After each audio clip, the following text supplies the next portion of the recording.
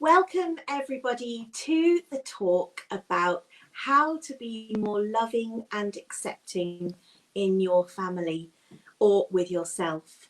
So I have Rowena Rolt here, and Rowena is a transpersonal integrative psychotherapist and coach, and has been working in the corporate sector for 25 years and is now a therapist. Yeah, been training for the last 8 years as a therapist. Something like that, Incredible. yeah. Yeah, amazing. So let's start off with, what is acceptance, and why is accepting the self and others so difficult, or accepting our situation? Why do we struggle with it? Well, that's a big question, really, isn't it? I'm gonna answer that from a kind of spiritual perspective, and then look at it a little bit more from a relational point of view. So from a spiritual point of view, acceptance is about flowing with life and being open and present to life, whatever comes your way. It's not that you're saying brilliant to all the obstacles and challenges that come, but it is that you're almost like just saying, yeah, okay, this is what I need to learn. This is something that's come to teach me something, and being present to all that triggers for you and all that evokes for you. So from that's more of the sort of high level spiritual perspective, but from a relational point of view, acceptance is very much about the heart and how I feel about myself. So being aware that, you know, there are parts of me that I'm okay with and I love, and and are positive and are good, and I probably feel okay about those. But there's a human side to me. You know, I have anger, I have hurt, I have pain, I have things about me that I'm not so keen on, I have shame, I have things that are difficult to admit and difficult to be with. And so from a relational point of view, it's about accepting the beauty, but also the humanity, and being able to be and hold all of that. And in a way, that's what I do as a therapist. I hold a space, and wherever people are, whatever they're going through, the aim is that they should feel safe, and that they should feel supported, and ultimately that they should feel, you know, seen and witnessed in with whatever it is that they're going through. But and I think that's, go on. Well, I was going to say, you say we can accept our good points, but you know, it's quite interesting if we ask people, oh, you know, make a list of all your bad things. We can make a list of them, whereas we find it incredibly difficult to make a list of our good stuff. So I think we find it really difficult to accept the good side of ourselves too. Yeah, that's absolutely right. And I think that's just because there is this really, really deeply ingrained habit in many of us. When we were little, for whatever reason, we didn't feel seen. We didn't feel accepted for all of us, including our emotions. I mean, as you know, you've got all these child development experts on your summit. It's very much to do with the child feeling that all of them is loved, and that it's okay to have the broad spectrum of human emotions, and all of them are accepted and held. And you know, a lot of us didn't have that, or we didn't have it consistently, and therefore what little ones do is they turn on themselves, and they think, I'm not getting the attunement, I'm not getting the love, there must be something wrong with me. What have I done wrong? It must be me. So if something's going on with mum or dad or caregiver, or there's some kind of interruption in the love, they just think, it's me, I'm bad, I've done something wrong. And that little habit that starts so young in the human psyche, you know, it just becomes a habit and a pattern. So I look at other people, I see they're in a bad mood or they're not okay, and I feel I've got to make them okay. And if they're not okay, then I'm to blame, and it must be me, and I'm bad. And that is the seed, if you like, of non-acceptance. And, you know, we carry it through. We carry that early wounding through. So how, as adults, can we start to love and accept ourselves? Well, I'm not going to say there's a quick fix, but there's different ways. There's different ways of approaching the healing. So, as I said, I do sort of psycho-spiritual work. So, from a spiritual angle, the quickest and easiest way to work at becoming more accepting is a shift in consciousness, basically, and meditation practices, which essentially take you into an experience of your true self. So it's this understanding in therapy that we have a true self, which is at our core. You know, it's the Relaxed Kids Affirmations. I am love, I am peace, I am wisdom, I am good, I'm happy. It's the essential goodness.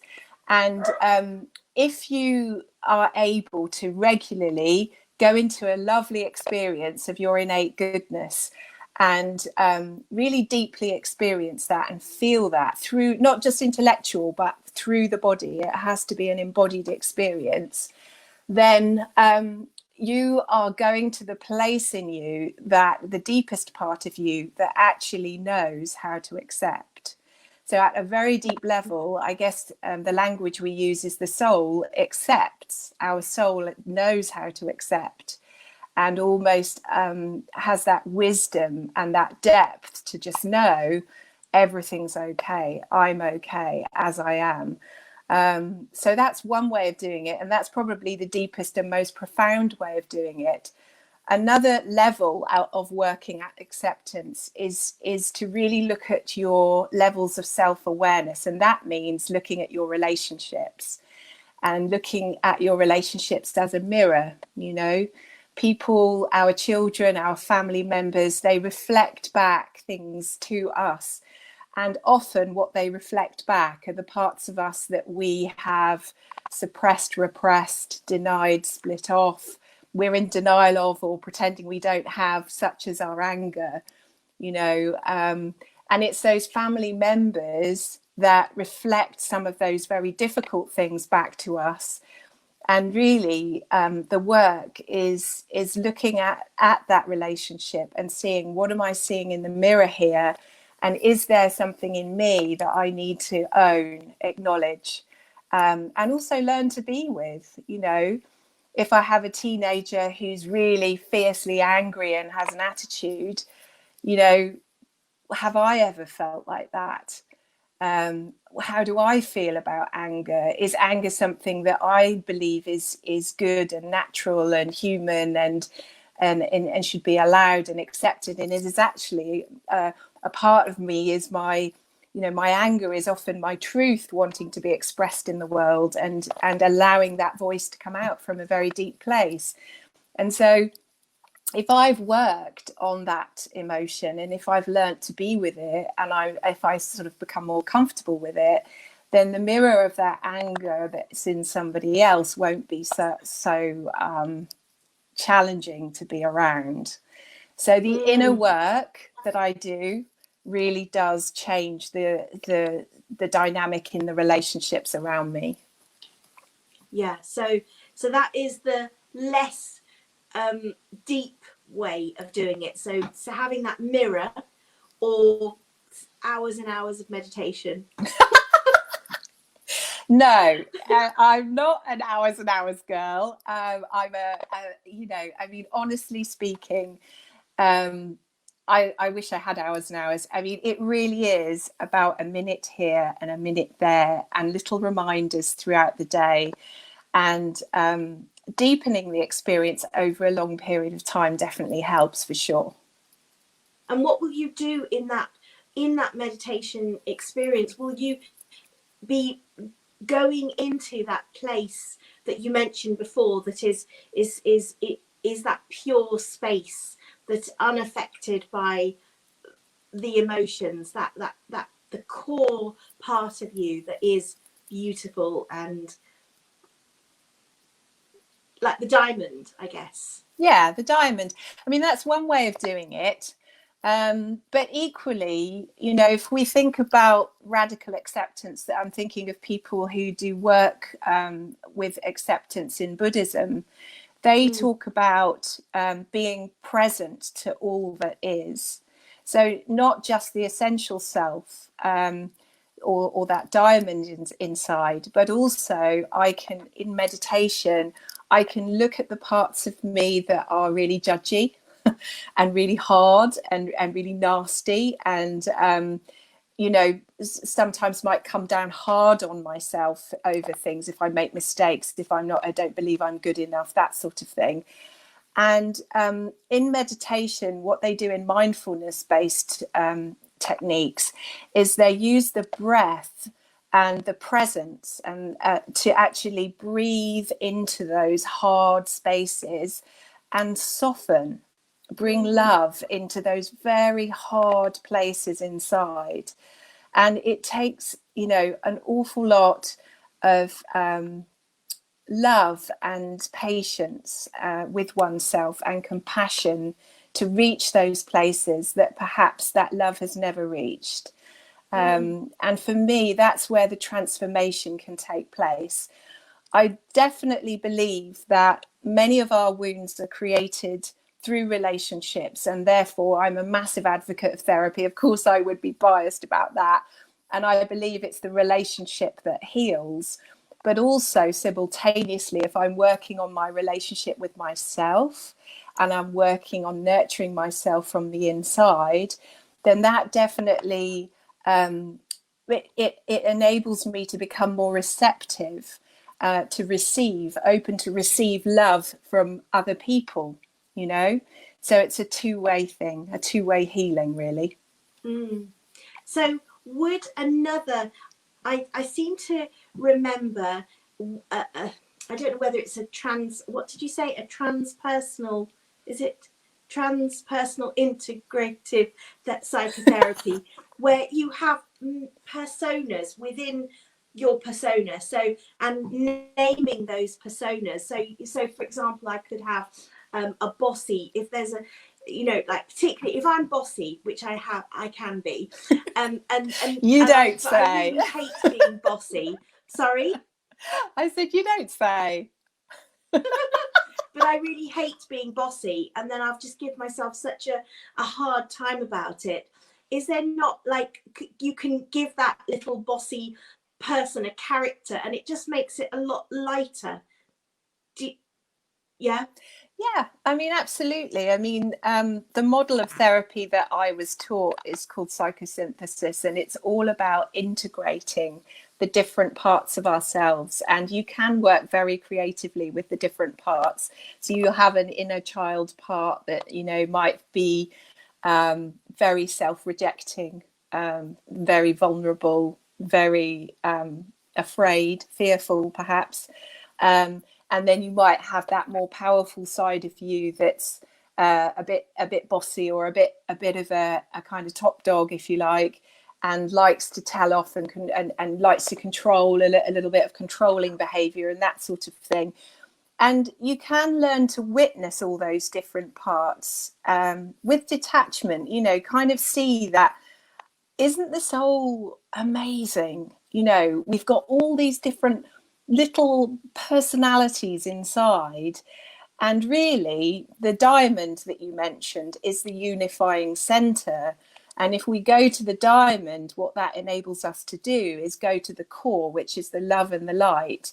And that energy gives us the power to kind of integrate all the different parts of ourselves that we may have split off or rejected, or may even have been rejected by other people.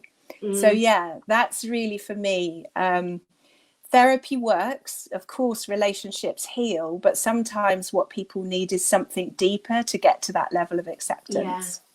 So talking about relationships and aspects of ourselves that could be rejected by others, there are also aspects of others that we can reject. So how can parents be more accepting of their children or whoever? Okay, well, I mean, what goes on in families is is very, very important to think about in relation to acceptance as well, because typically in every family there are relational wounds. You know, mum might have past traumas, dad might have codependent patterns, both, or, you know, whoever the caregiver is may have some wounding from the past. Now, if that hasn't been looked at and processed and addressed, then the way to survive life is basically to build up a load of defenses around myself to protect me, or a big ego, in other words. So my ego, my false self, becomes the persona that I present the world, and that I sort of work, I live through that persona. And what happens over a period of time is, if there are parts of me that I really don't want to look at, and I really don't want to feel my pain, and I'm really pretending the past didn't happen, and all of that kind of thing, then if I have children around, then the likelihood is that instead of seeing them as unique souls, individuals that have come into my life as a gift and they're here to teach me something, what I'll be doing is I'll be seeing that child as an extension of me. And if I'm seeing that child as an extension of me, what I'm likely to do is I'm going to project aspects of myself onto them. So the bits that I don't want, and the bits I disown, and the bits that I'm not comfortable with, they can be, and this is obviously psychic, this happens psychically and unconsciously, pushed into the child. So the child then starts to carry the emotional burden of the family. Wow. And parents do not, if they haven't done any inner work and done their own healing, they don't realize the extent to which they may be doing this. This is why I'm so passionate about therapy, because I believe that children deserve to grow up in a very emotionally healing and healthy environment where it's okay, we feel comfortable with each other, we connect with each other, we can be intimate with each other, we can get angry with each other, we can be messy with each other, it's all allowed and it's all okay. And we have good days and bad days, we're all human. But somehow what happens when parents have their own issues that are unprocessed and not addressed, they either withdraw and they're emotionally unavailable to their child, or they're suffocating, protective, controlling, and kind of overly invested in their child, you know, like the narcissistic mothers who, you know, their child is an extension of them, and they want their child to be brilliant on the stage and a great performer because it makes them feel good about themselves, that kind of thing. So there's all sorts of adaptations that happen in families as a consequence of the parents really not having done the inner work. And, you know, the worst case scenario, as I said, is that if there is a sensitive child, or a child that may be different in some way, that's holding, I don't know, neurodiverse patterns or whatever it is, they can, in the worst case scenario, the family project whatever their pain is that is unacknowledged and unprocessed onto that child, and that child becomes like the scapegoat in the family. And that's the worst case scenario, because that takes years of work to undo. But that is, none of this is conscious. It's all it's all unconscious. We don't realize we're doing it. No, absolutely. Yeah. Absolutely. Yeah, because nobody's in, you know, families, we want to love our children and nobody's doing it intentionally. It's just the patterns that we've built up in our unconscious, in our psyche, that we just naturally pass on. I mean, it's powerful stuff, isn't it? It goes through the generations. I see on your list you've got people talking about trauma and ancestral trauma and attachment patterns. So I'm not going to go into that, but I do believe that these things are essential for parents to really understand and look at, so that they can understand what they need to do and be in order to create that secure attachment and that safety for their children is so essential. And we don't have to spend years in therapy. You know, you might just need to have a few sessions just to realize, this is what I'm doing, this is what I need to do differently. And going back to your going back to your own childhood and see, what did I lack, what wounds did my mother and father have, and then you can recognize those that you might be passing on or adapting. Because, you know, ultimately what we say in therapy is that unless I have, you know, fully understood what went wrong. I mean, of course, no family is perfect, and of course, no parent is perfect, and you know, wounding is inevitable. But unless I've kind of faced into some of those areas, then I will reenact them with my nearest and dearest. So, for example, recently I had a person that came for therapy. She was in her third marriage, and the same patterns from her childhood had been reenacted in not one, not two, but 3 marriages. So what we tend to do is relive and reenact because it hasn't been fully processed and integrated. And we may be stuck, you know, we may be stuck at 5 or 6 years old and not even be aware of it in a fully grown adult's body. Incredible. Yeah. Absolutely incredible. So we've got the spiritual, but what can we at least do, maybe, even if we don't have the time or inclination to go so deep, we just want to do something to accept ourselves? Would it be affirmations? What could we do on a level 1 before skipping down, you know, going all the way up to level 10 and having therapy? So level 1 would be looking at your relationships and looking where the discomfort is. Where do I feel uncomfortable? You know, have I got a child or a person in my life who, you know, is triggering for me in some way? And what is it that they're mirroring back to me? And is there something there that I can own for myself? Yeah, that would be the basic thing, is seeing in the mirror. The other thing would be to watch where my thoughts go, you know, because if we've got a heavy duty inner critic that's non-accepting, we get very critical of ourselves and we get caught in thinking negatively and being critical of other people and projecting that out there. So another thing that I could do all the time is just become aware of, okay, where is the energy of my mind going? In what direction am I thinking? And what is the consequence if I carry on thinking like this? You know, because... And if you don't like the way that the energy of your mind is going, how can you just move the course to switch to a different way? What method would you use for that?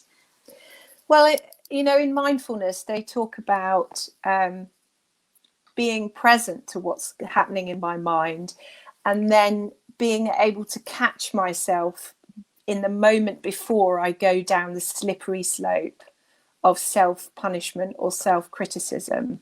So instead of letting my mind kind of go into that autopilot, being able to breathe and being able to witness what is, allowing what is, and somehow through that witnessing and giving that presence to what you're going through inside, something changes. And that for me is a little bit of magic that mindfulness can bring. It's like, okay, without trying to change anything, without willing myself, because my ego will want to go, I must accept because that's the right thing to do and I should do it, so I'm going to be more accepting.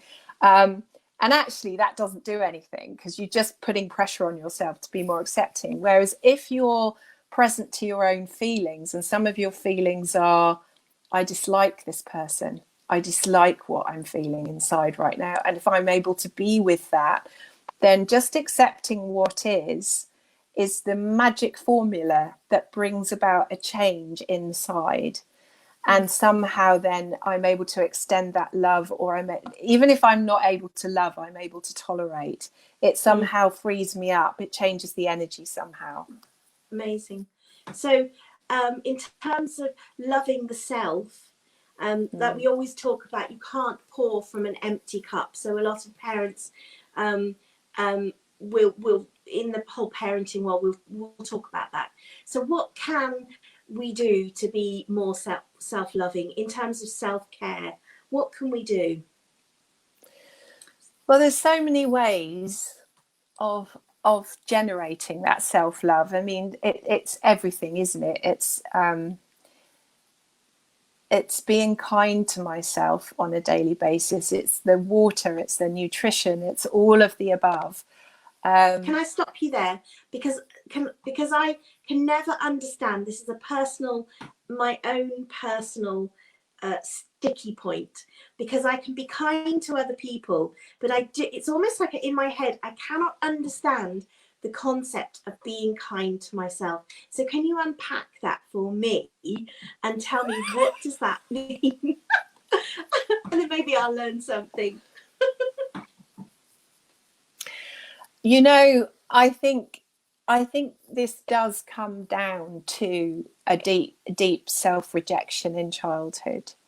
And so to reach that little girl is the aim, you know. And I do believe sometimes we need help to get there. Because imagine if that little girl felt she wasn't loved, accepted, blah, blah, blah. You know, there may be quite a big wall to get through. So even if in your mind you're generating positive thoughts, she's got the wall up and she's not letting them in. So the secret is to work with the body and the inner child. And for me, it's about when I feel I'm contracting. So if I'm having a positive, kind thought like, Rowena, you're lovely, and there's a little girl in me going, no, you're not. No, you're not.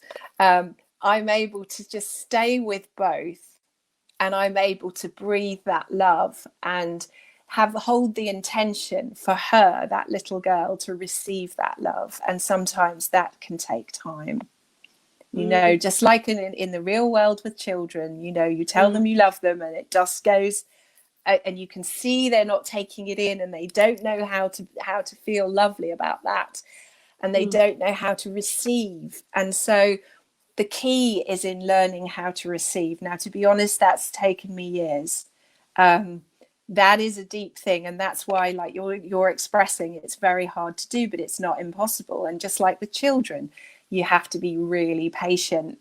You have to accept that this one might be the long haul for me. This might take me, several years, but it's just keep on being kind, keep trying, keep thinking that way, and seeing if I can breathe and feel it into the body as much as I can take it in. That's really, really important. But it's worth it. It's definitely worth doing, isn't it? And sticking with it. Absolutely. Yeah. Stay with it. It's worth it because we're worth it. Yes, 100%. Oh, that's amazing. Thank you so much. And I've learned so much more about this whole thing, being loving and accepting.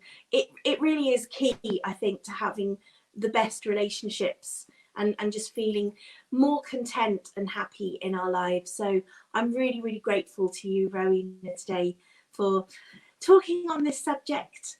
And if anyone wants to know more, what's your website? It's www.lotus.org.uk. Lotus.org.uk. I have one more thing to say, if that's okay. Yes. Final word is, everyone's got their own process. Everybody. And we can't control that, including my own. You know, some things just do take time. And lastly, what I want to say is a big thank you to you for being you. And congratulations on doing the summit, and also just to say a big thank you to your team, who are all amazing, Stuart, Sarah, and all the girls and all the coaches. And thank you for the incredible work that you're doing for children. It's just so needed. Thank you so much. Thank you. Super. Thank you. Bye. Thank you. Bye.